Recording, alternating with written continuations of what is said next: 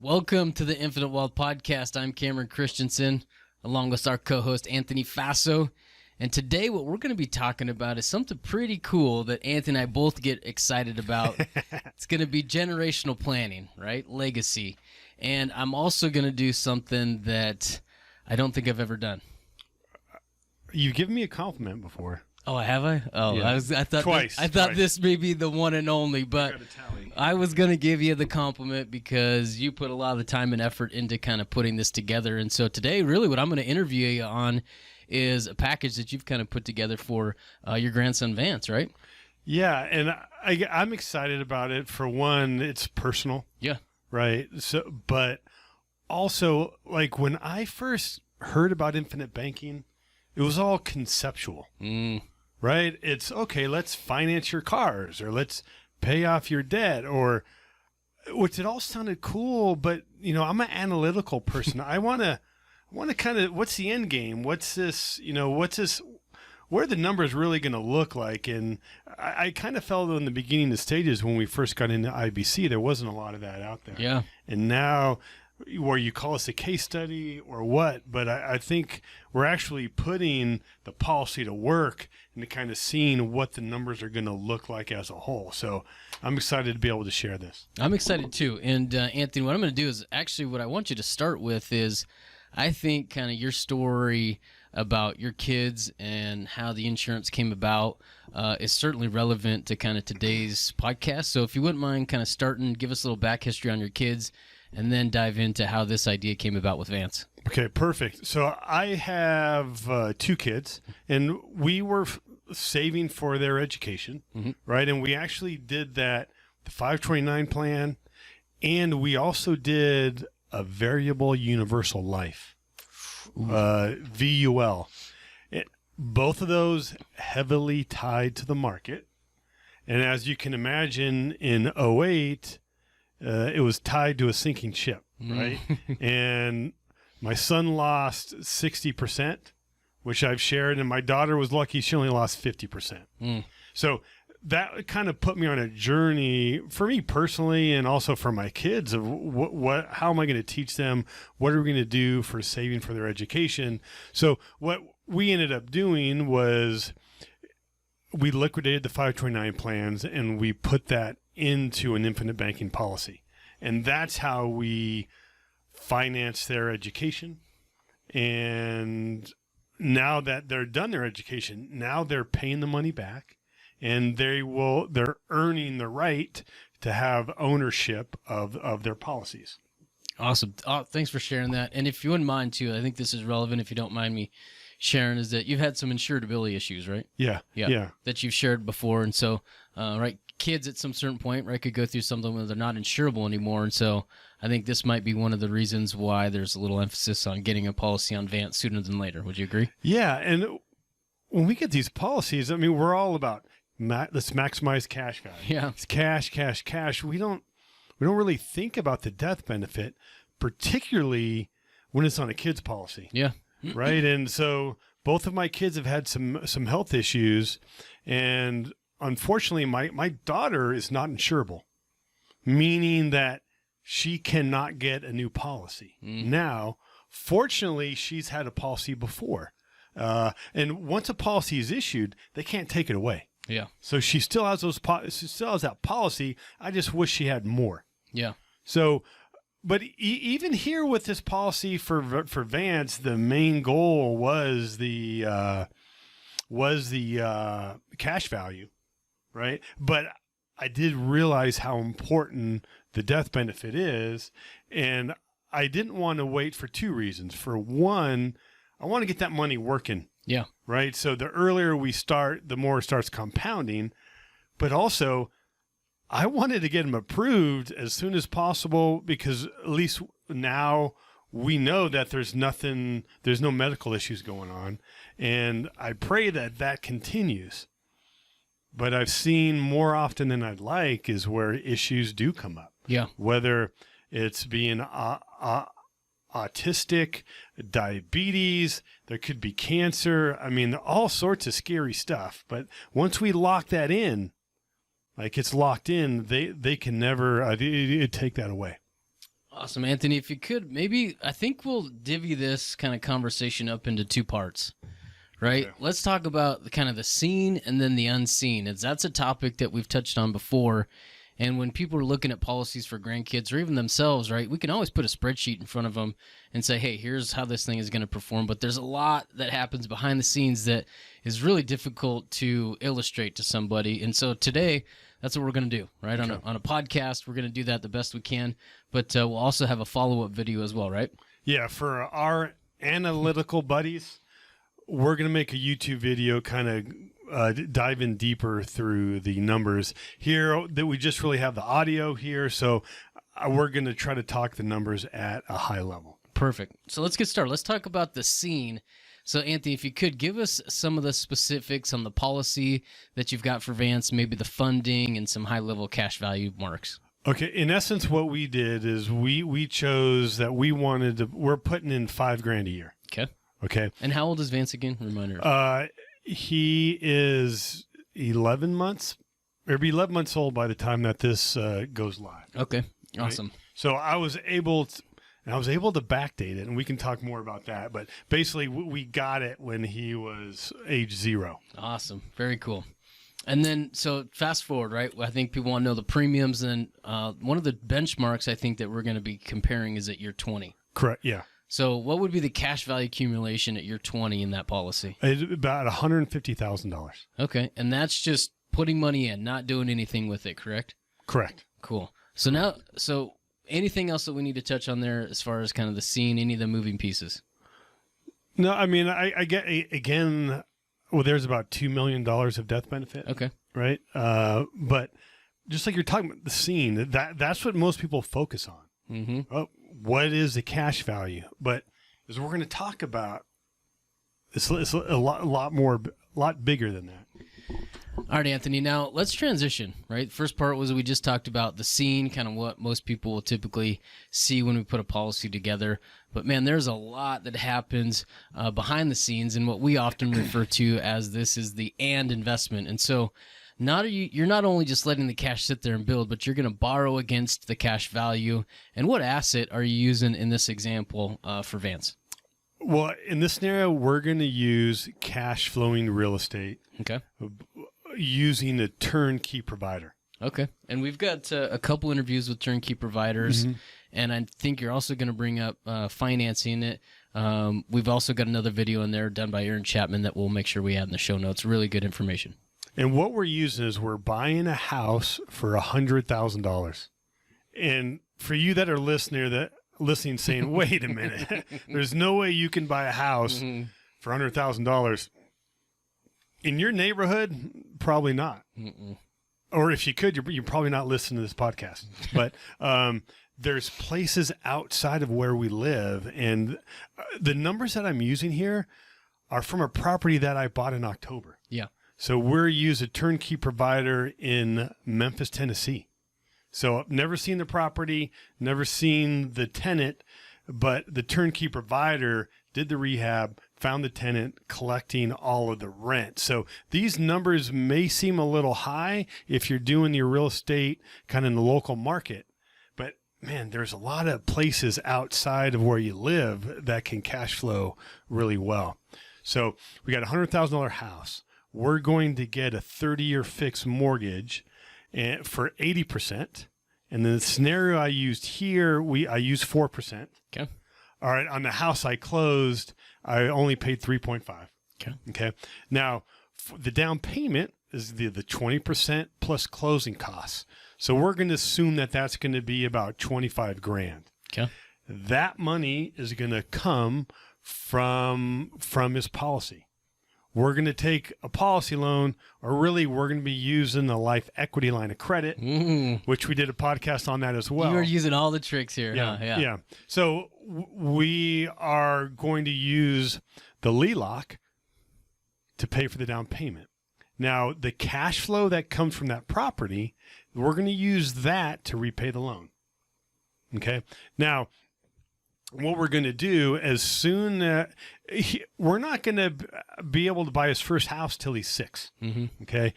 But every time we get $25,000 of additional cash value to use, we're going to buy another house. Okay, so the first house we buy when he's 6, second house when he's 10, third house when he's 13, then the fourth house is when he's 16. Now, and then another house when he's 15. Do you see how we're able to buy these houses? The first time we have to wait 6 years, but then we're waiting 5. And then so that time frame between houses is even smaller. Then when he's 20, he'll be able to buy his 6th house. Okay, but that's just on the policy growing by 25 grand. But when he's 16, we will have paid off that first loan. So he can buy another house. And then that second house he bought when he's 10, we paid off when he's 20, so we can buy another house. So in summary, what we're doing, we're funding the policy, buying houses, and we're using that cash flow to repay to repay the loans. Now, if we kind of took the 20 years kind of like the snapshot. Yeah. Okay. As I'd mentioned, you'd have $150,000 in cash value. That's the seen. Yep. Now, what's unseen, he has 8 properties. And we're using 0 appreciation. So let's say those 8 homes are worth $800,000. Okay. Okay. But we got a mortgage on there. So we got to account for the mortgage, and the mortgage is going to be about $550,000. Okay. Okay. So his net real estate portfolio is $250,000. Okay. Now, again, this is a great thing of why we use life insurance, because we're not borrowing from the policy, we're borrowing against the policy. So whether we use this to buy real estate or we just let it sit there to be safe money, either way, we're going to have $150,000 in there in cash value. Okay. But we also have policy loans, and his policy loans are going to be about 115. Okay. Okay, so the net cash value is 35. But we kind of add the net worth. He has about $285,000 net worth. Now, Yeah. And he has $20,000 a year of passive income. That's what I was going to get to. First off, let's remind the listeners, what was the first number we had if we just let the cash sit inside that policy? What was the cash value? $150,000. Now, give me those two stats again. How much is his net real estate portfolio with cash value, and how much income does he have? It's $250,000. Okay. And his cash flow is $20,000 a year. And he's got $30,000 of cash value, so net worth $285,000. Yeah. Right? Awesome. How cool is that, Anthony? Well, honestly, like I'm excited again because it's personal for me, but also this isn't rocket science. Well, you figured it out. So. Yeah, exactly. This is something that anybody can do, as long as they take time to learn. Yeah. They can do this for their kids or for their grandkids or even for themselves. I agree. What I was going to add there is if you look at kind of some of the assumptions that you made, number one, they're conservative assumptions. But number two is, these turnkey rental properties, like we would refer to those as singles. Yeah. Right? I mean, this is something that's kind of set it and forget it, right? You finance it, it creates some cash flow, and you can be done with it. And when you mean singles, you mean like baseball, like a base hit. Yeah, exactly, right? A lot of people, right? At least me, right? When I kind of started thinking about money, is I wanted to swing for the fences because I felt like I had to catch up, right? So if you look at this, man, if we start a policy on a grandson in this scenario, we got time on our side. Right? There's no need, right, to swing for the fences here. We can just start hitting some singles, and man, over a 20-year scenario, that's pretty cool. I was thinking the impact or how my life would have been different if I would have received or been in a position of having that when I was 20 years old. It would have been, I would say, life-changing for sure. I would hope so. I think for me, it would. I mean, man, I would have liked 20 grand Yeah. a year in passive income. Well, I mean, I'll take it now, Yeah. right? But to have it when we're 20, I think that would give me, and hopefully it gives Vance options, Mm-hmm. right? You know, maybe he goes to college, maybe he doesn't. Yeah.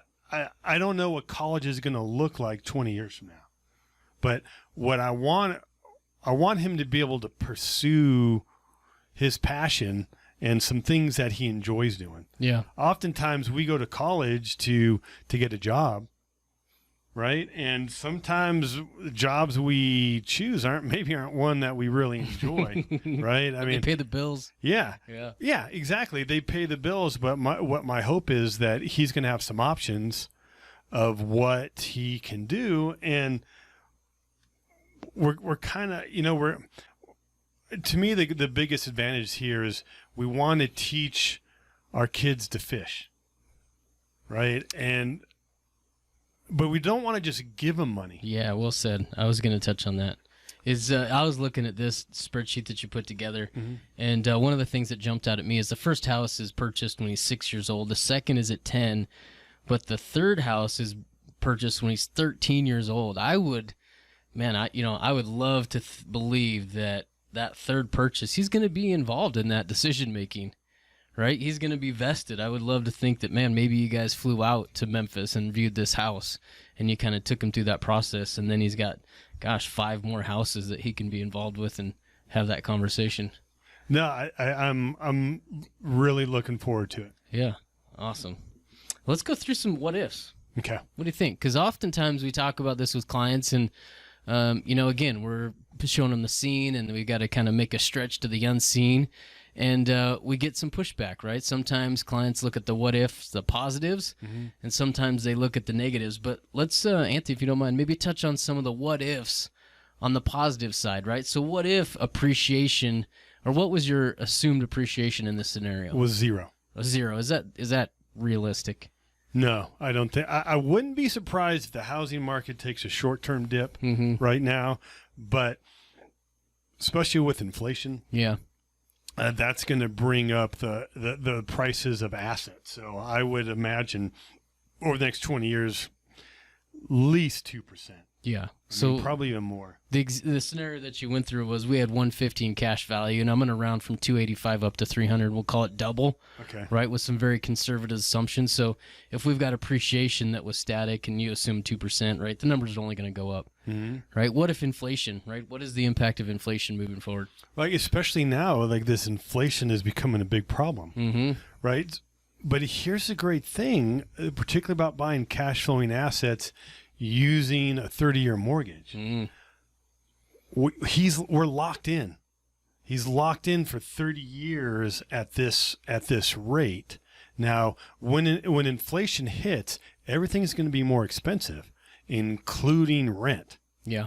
Which means the rent's going to go up, but the mortgage is going to stay the same. So that's only going to increase the cash flow. Yep. If you want to learn more on that, make sure you watch Aaron Chapman's interview. I'll make sure we include that in the show notes.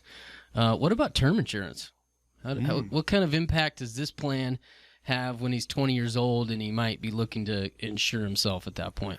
Well, I'm hoping when he's 20, he's going to be like, I need convertible term. Yeah. Right. But, one thing we don't give enough emphasis is the power of the death benefit. And I think everybody needs some sort of death benefit. I mean, whole life's ideal, but I have a couple million in term. I mean, I wish I had everything in a whole life, but the main thing is I want to protect the family.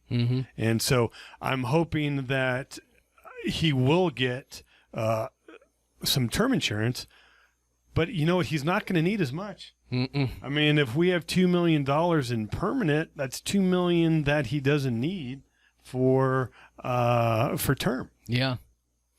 What about gifts? Right? This is a grandson. I can only imagine that come Christmas, come birthdays, he's going to receive some gifts along the way.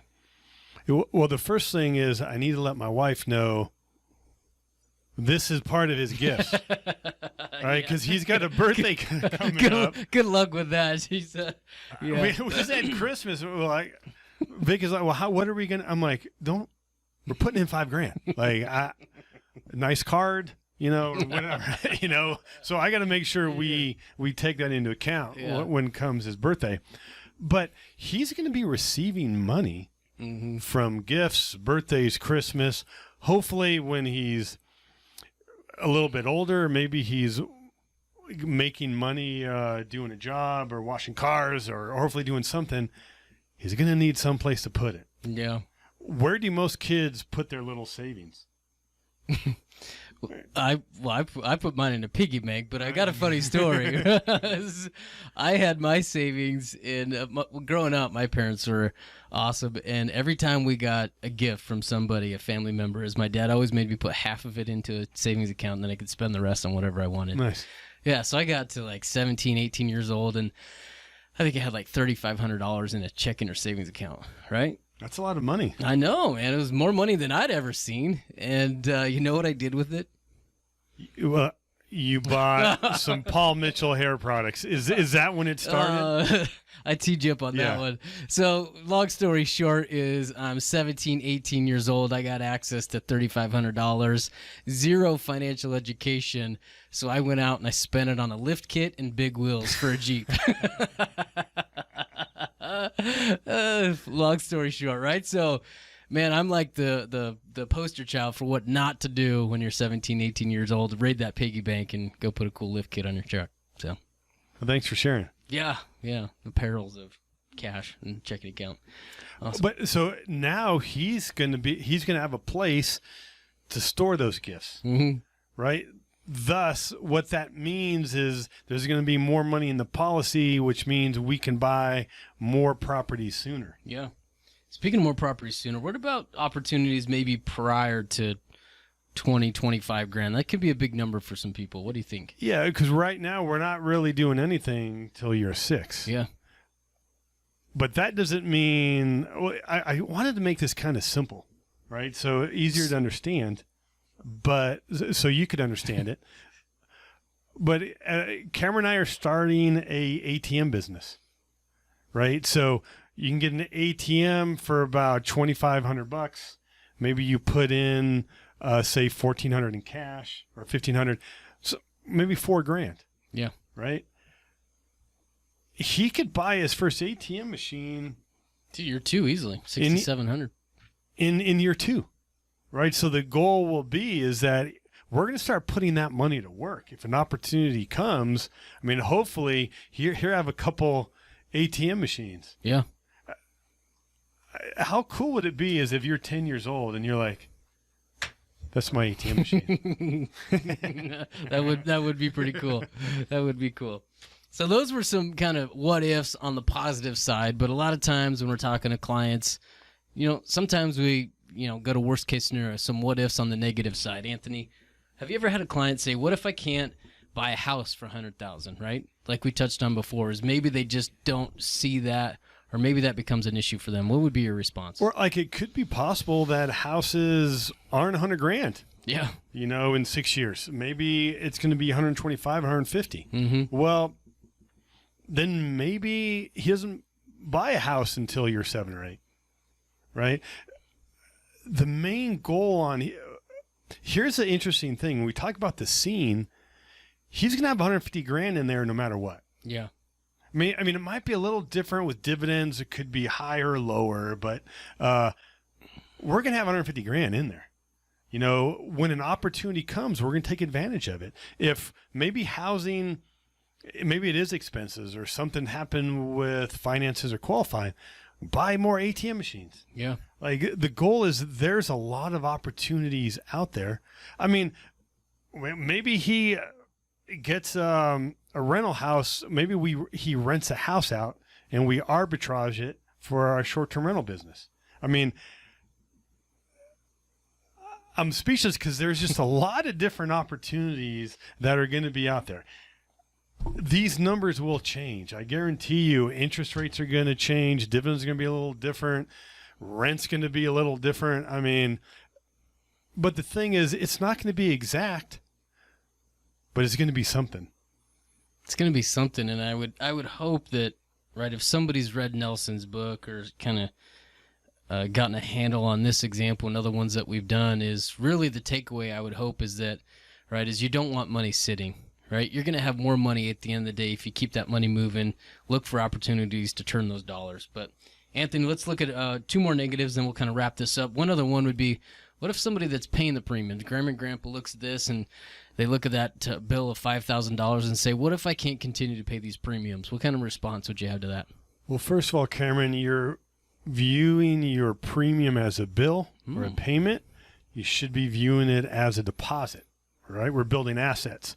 But that being said, to be honest, when we kind of figured this out, of what the number would be, to me, $5,000's a lot. Okay. But you know what? He's not going to be my only grandchild. I'm hoping to have more, which means if I give $5,000 to one, I got to give $5,000 the other. So I had to make a commitment that this is what is going to be for grandkids going forward. But you know what? There could be a time where I can't pay all those premiums.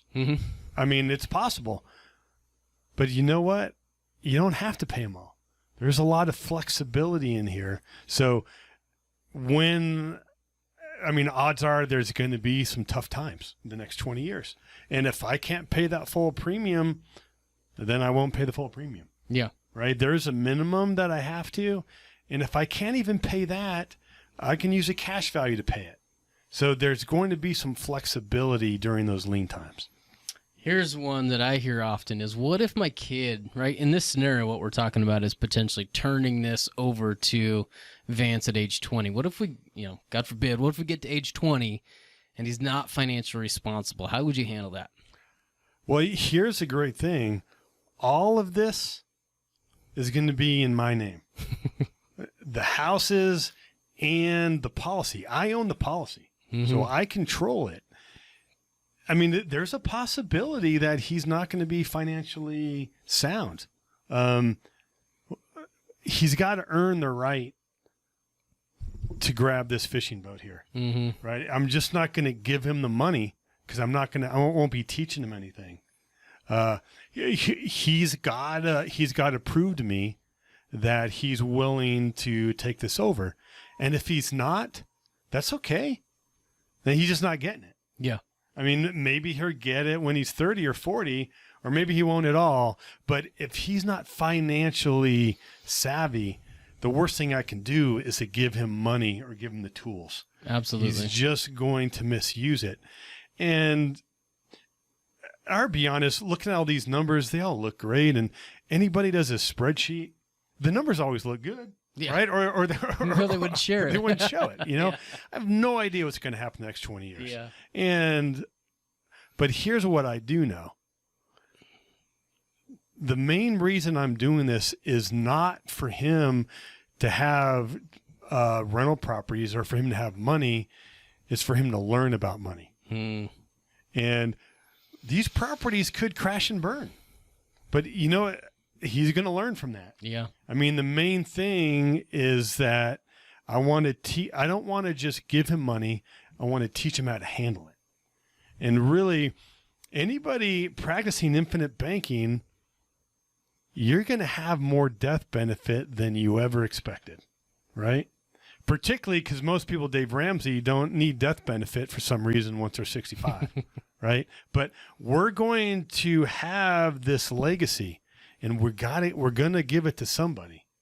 And oftentimes we focus on the legacy being of dollars, but more importantly, it's a legacy of sense, a common sense.